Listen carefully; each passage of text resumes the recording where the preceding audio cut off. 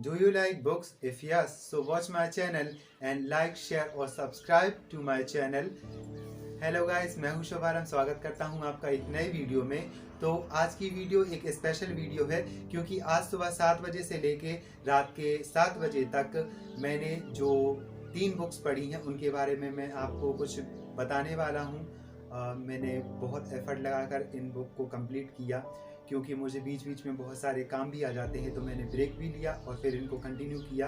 But मैंने 3 books जो complete की हैं उनके 600 पेजेस तो होंगे ही होंगे।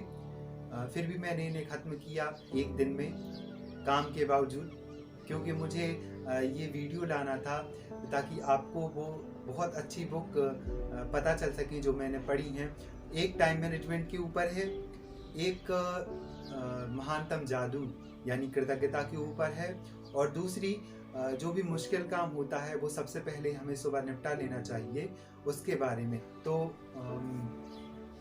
आशा है मेरी वीडियो आपको पसंद आएगी। तो बिना किसी देरी के मैं बताता हूँ वो बुक जो मैंने आज एक दिन में कंप्लीट की। First book time management by Sudhir Dixit. Second book सबसे मुश्किल काम सबसे पहले बाय ब्रायन ट्रेसी। और तीसरी और अंतिम बुक जादू बाय रोंडा वंट। मैं जादू और सबसे मुश्किल काम सबसे पहले का रिव्यू की एक सेपरेट वीडियो आपको बनाकर प्रोवाइड कर दूंगा, बट आज मैं केवल टाइम मैनेजमेंट, समय के बेहतरीन उपयोग के 30 सिद्धांत आपके सामने पेश करता हूँ। ये बुक बहुत अच्छी लगेगी, आप इसे पढ़ेंगे, इसके मज़े उठाएंगे और इससे बहुत कुछ सीखेंगे। तो इन दोनों बुक को रखते हैं साइड में, क्योंकि मैं इनका एक सेपरेट वीडियो आपको ज़रूर दूंगा। Time management by Sudhir Dixit. Sudhir Dixit ji ने टाइम मैनेजमेंट के ऊपर, समय प्रबंधन के ऊपर एक बहुत अच्छी बुक लिखी है। ये बहुत ही पतली बुक है, बहुत ही छोटी बुक है, आप इसे 2 घंटे में ख़त्म कर लेंगे अगर आप रेगुलर रीड करते हैं।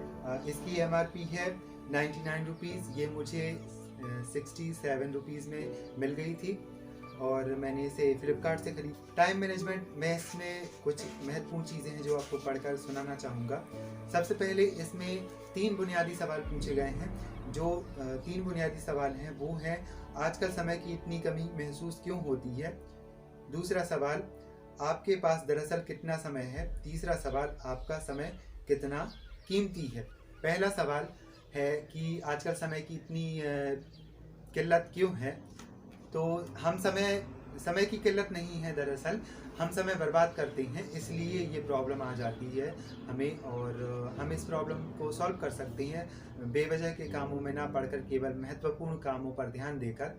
दूसरे सवाल को, दरअसल आपके पास कितना समय है। एक इंसान के पास मान लो अगर 100 साल हैं तो उसके पास 36,000 दिन होते हैं, और 36,000 दिन में से आधा टाइम तो वो सोकर, खाना खाकर और बाकी के उलझुल काम कर ख़त्म कर देते हैं।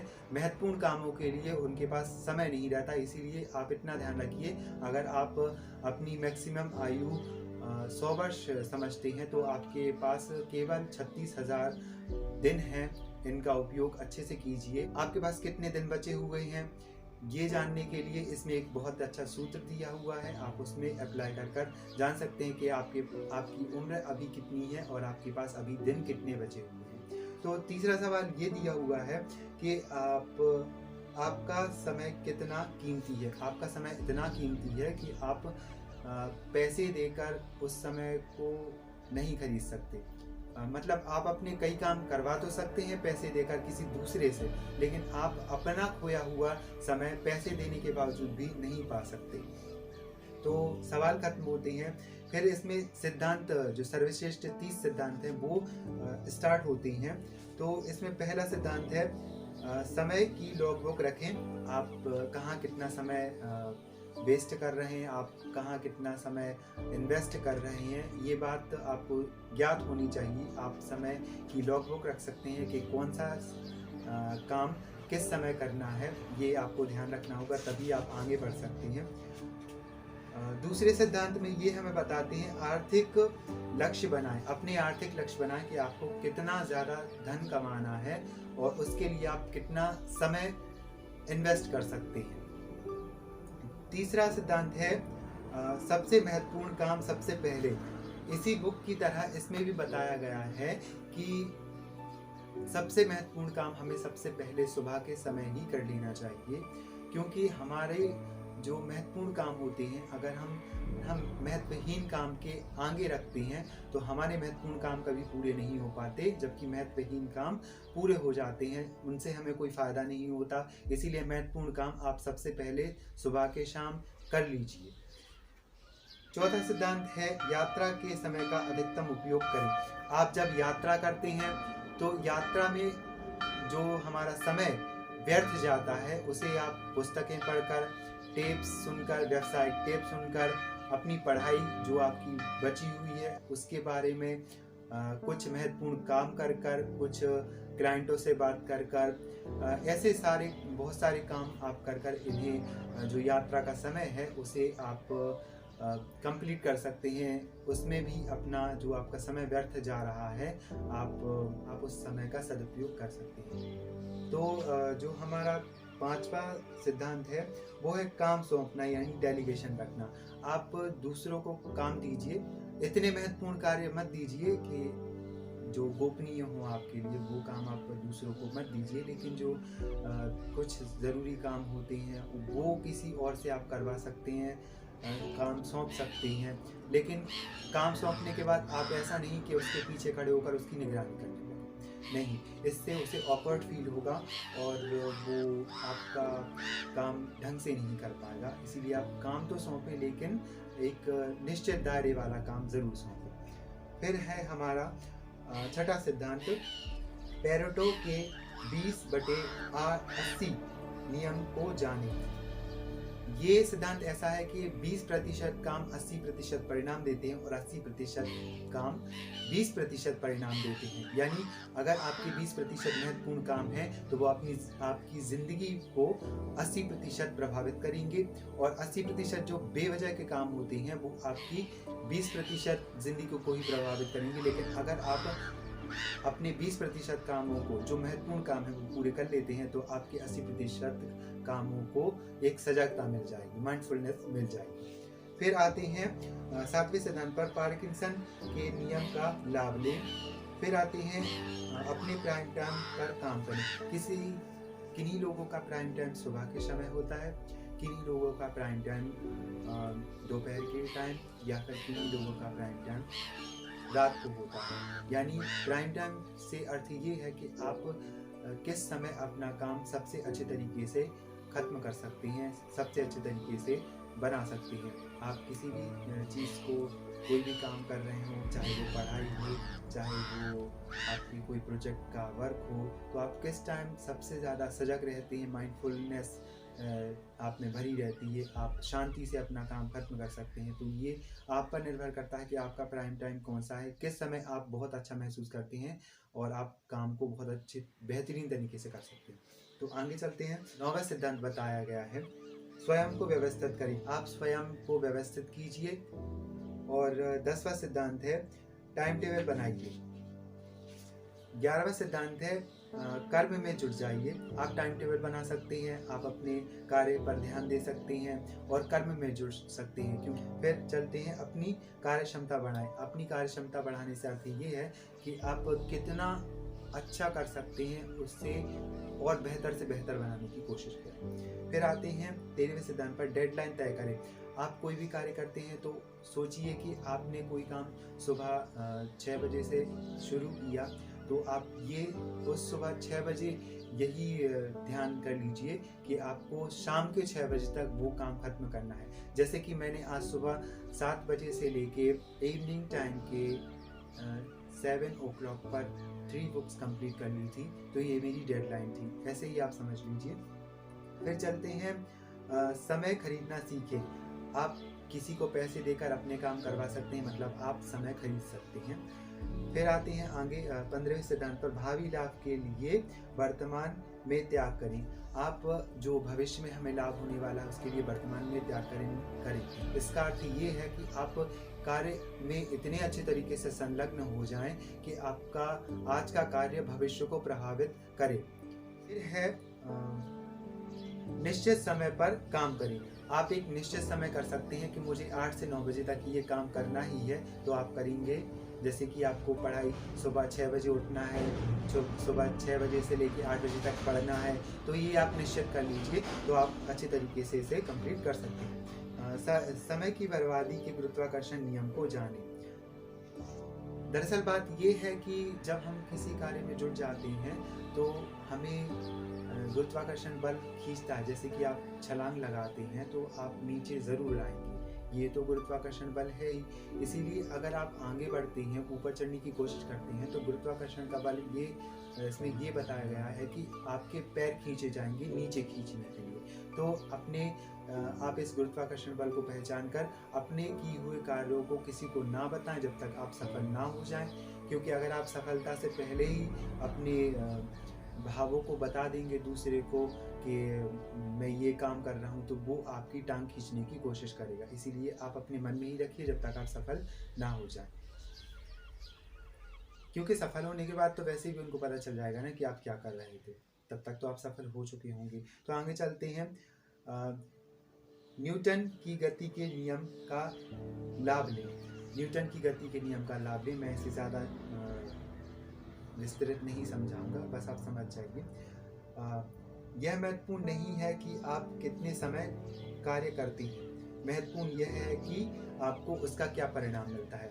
ये महत्वपूर्ण नहीं है। आपने जैसे कि ताजमहल बनाया गया था 22 साल में, अगर आपका घर 23 साल में बनता है तो ये ज़रूरी नहीं है कि आपका घर ताजमहल से ज़्यादा सुंदर हो जाएगा।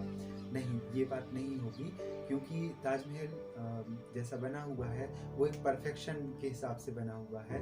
आप अपने घर में चाहे 22 साल लगा लें, 23 साल लगा लें, उससे कोई फर्क नहीं पड़ने वाला। हाँ, अगर आप ताजमहल से अच्छा घर बनाते हैं, ताजमहल से अच्छा मॉन्यूमेंट्स बनाते हैं, तो बात अलग होगी कि आपके भले ही आपको 23 से 25 वर्ष लग जाते हैं, लेकिन आपका कार्य इतना अच्छा था कि वो आपका मॉन्यूमेंट्स उस ताजमहल से ज़्यादा अच्छा दिखेगा। तो ये है, समय कितना भी लग जाए, हमारे परिणाम बहुत अच्छे होने चाहिए, उसका मतलब होता है। आगे चलते हैं। तय करें कि कौन सा काम कब करना है। आप तय कर सकते हैं कि आपको किस समय कौन सा काम करना है, ये बहुत बेहद ही महत्वपूर्ण है। सुबह जल्दी उठें। आप सुबह जल्दी उठिए, सुबह 4 बजे उठ जाइए, या सुबह 4 बजे उठेंगे तो आपको 2 घंटे एक्स्ट्रा मिल जाएंगे। इसीलिए आप सुबह जल्दी उठिए ताकि आप व्यायाम वगैरह कर सकें। फिर इसी के बाद दूसरा है कि 1 घंटा व्यायाम करें। अगर आप 4 बजे उठ जाते हैं तो 4 बजे सबसे महत्वपूर्ण काम खत्म कर लीजिए, फिर बाद में 5 से 6 बजे तक आप व्यायाम कर सकते हैं। आप ये 1 घंटा आपके आगे आने वाले भविष्य में भी बहुत किफ़ायती साबित होगा, आपको इससे लाभ ही लाभ होगा। आगे चलते हैं। टीवी के संदर्भ में सावधान रहें। आजकल लोग टीवी में अपना टाइम, वैसे अब टीवी मोबाइल एक ही हो गया है, लोग मोबाइल और टीवी में अपना ध्यान कुछ ज़्यादा ही देने लगे हैं। इस वजह से बहुत ज़्यादा प्रॉब्लम क्रिएट होती है। लोग अपना टाइम बेवजह व्यर्थ बहा देते हैं। ये टाइम पानी की तरह ही है कि आप उसे व्यर्थ बहाएंगे तो ये आपको दोबारा मिलेगा नहीं। एक बार चला गया तो चला गया। इसलिए टीवी देखने में, मोबाइल देखने में अपना टाइम व्यर्थ ना करें। मोबाइल का न्यूनतम उपयोग करें। मोबाइल में अति महत्वपूर्ण बातें होती हैं। हम कॉल कर सकते हैं, मैसेज कर सकते हैं, कोई भी सूचना प्राप्त कर सकते हैं, लेकिन आजकल उसका दुरुपयोग बहुत हो रहा है। एक परफेक्शन से गुजारना चाहते हैं और आप टाइम मैनेजमेंट सीखना चाहते हैं तो आप अपने मोबाइल का कम से कम यूज़ करें। सोशल मीडिया पर कम से कम रहें। केवल महत्वपूर्ण बातों को जानिए, जानकारी युक्त बातों को जानिए और मोबाइल साइड में रख दीजिए। फिर आते हैं आगे। इंटरनेट पर समय बर्बाद करने से बचें। इंटरनेट पर यही बात होती है, टीवी, मोबाइल, इंटरनेट, ये तीनों चीज़ें हमारी ज़िंदगी में इस तरह घुस चुकी हैं कि हम इन्हें चाहकर भी बाहर नहीं निकाल सकते। इसीलिए हमें इनका कम से कम यूज़ करना चाहिए। 26वां सिद्धांत यही है, आलस से बचें। 27वां है, टाल मटोल ना करें। आप आलस से बचिए। ज़्यादा खाना खाने वालों को आलस आता है और कम खाना खाने वालों को कमज़ोरी आ जाती है। इसी वजह से अगर आप कमज़ोर नहीं होना चाहते तो जैसा इकिगाई बुक में कहा गया है ना कि 80% पेट भर जाए, फिर बाद में 20% पेट को ऐसे ही खाली छोड़ देना चाहिए। इससे ना तो आपको कमज़ोरी आएगी, ना ही आपको आलस आएगी। तो अपने पेट को 80% भरें, जिससे आपको आलस नहीं आएगी। फिर आगे चलते हैं, टाल मटोल ना करें। किसी भी कार्य को टाल मटोल करने की ज़रूरत नहीं है कि आज नहीं कल कर लूँगा, कल नहीं परसों कर लूँगा। तो कल एक ऐसी महंगी चीज़ है जो कल बहुत ही भारी पड़ जाती है। फिर 28वां सिद्धांत जो है वो अगले दिन की योजना बनाकर अवचेतन मन की शक्ति का लाभ लें। आप सोने से पहले अपने आगे आने वाले दिन की योजना बना सकते हैं कि मुझे कल के दिन क्या क्या करना है, क्या क्या कार्य करने हैं, और वो सारी बातें आप अपने अवचेतन मन यानी सोने से पहले अपने अवचेतन मन से एक बार दोहरा लें। अब चूंकि अवचेतन मन के पास सारी समस्याओं का समाधान होता है। आगे चलते हैं, बुरी लतों से बचें, 29वां सिद्धांत। और 30वां सिद्धांत, सापेक्षता के नियम को समझें। तो बुरी लतों से बचें का मतलब ये है कि आप में ना तो शराब, सिगरेट या किसी भी प्रकार की नशे की आदत या कोई गलत आदत ना डालें, क्योंकि ये आदत ऐसी होती हैं जो आपका समय बर्बाद करती हैं। शराब पीने से ये होता है कि आपका एक तो आप होश में नहीं रहते कि आप क्या कर रहे हैं, क्या नहीं कर रहे हैं। दूसरी बात ये है कि आपका समय बर्बाद होता है, महत्वपूर्ण काम नहीं कर पाते हो शराब की वजह से। और तीसरा ये होता है कि आप सोने के बाद जब आप सुबह उठते हो तो आपके सिर में दर्द होता है और आप फिर सुबह के काम में भी आप लेट हो जाते हो। और इसी तरह सिगरेट का है, और इसी तरह बाकी के नशे का है, बुरी आदतों का है, नेट सर्फिंग का है।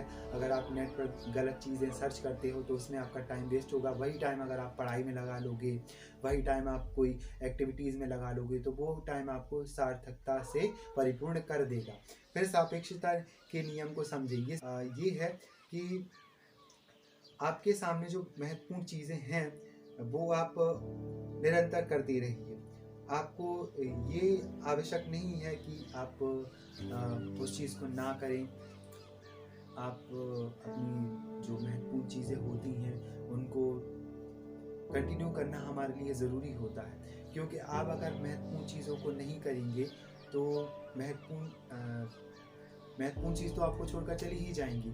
महत्वहीन चीज़ें आपके मस्तिष्क के अंदर समावेशित होकर आपको गलत चीज़ों के लिए प्रेरित कर देंगी, आपका समय व्यर्थ कर देंगी। इसीलिए आप सापेक्षता के नियम आपके समक्ष जो चीज़ भी है वो आप समझ सकते हैं कि आपको उस चीज़ का यूज़ कैसा करना है। अपना समय व्यर्थ ना जाने दें। अपने समय के एक एक पल, आपके एक एक घंटे में होने वाले एक एक मिनट और एक एक मिनट में होने वाले एक एक क्षण का उपयोग बहुत ही अच्छे तरीके से कीजिए, क्योंकि ये ज़िंदगी जो आपको मिली हुई है वो किसी की खैरात में नहीं मिली हुई है। आप अपने जीवन को, जब तक आप जीवित हैं तब तक आप अपने जीवन को संचालित कीजिए, टाइम मैनेजमेंट कीजिए और 30 सूत्रों को मानकर चलिए, ताकि आप आने वाले समय में बहुत ही सफलतापूर्वक इस जीवन को जिए। कि अगर हमारा समय प्रबंधित होगा, अगर हम समय प्रबंधन जानेंगे तभी हम बहुत कुछ कर सकते हैं। तो आज ये वीडियो यहीं तक थी। मैंने इस बुक की जो महत्वपूर्ण बातें, महत्वपूर्ण सिद्धांत हैं वो आपको बता दी हैं। तो मैं मिलता हूँ कल एक नई वीडियो में, क्योंकि बुक का भी एक सेपरेट वीडियो बनाने के लिए आपसे कह दिया है, तो मैं इन दोनों बुक का एक सेपरेट वीडियो आपको बनाकर आप तक पहुँचा दूँगा। तो मेरी वीडियो को लाइक और शेयर ज़रूर कर दीजिएगा और चैनल को सब्सक्राइब ज़रूर करके रखिएगा, क्योंकि मैं ऐसे ही और भी वीडियो आपके सामने लाता रहूँगा। देखते रहिए मेरे वीडियो और एंजॉय कीजिए। तब तक के लिए धन्यवाद।